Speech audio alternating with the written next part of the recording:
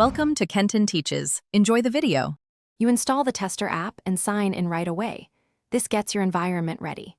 Once done, grant storage and network permissions so logs and uploads work without interruption.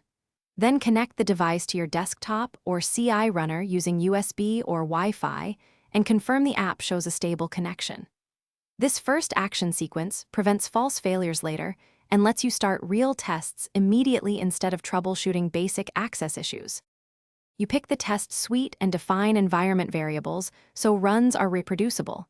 This explains why results stay consistent.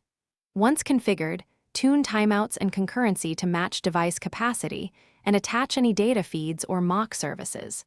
Then start the test run and watch live logs and performance charts.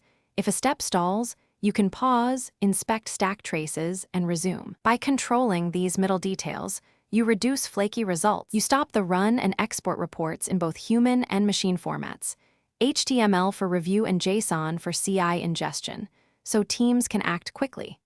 Once exported, upload artifacts and wire the tester to your CI pipeline to run on commits. This closes the feedback loop.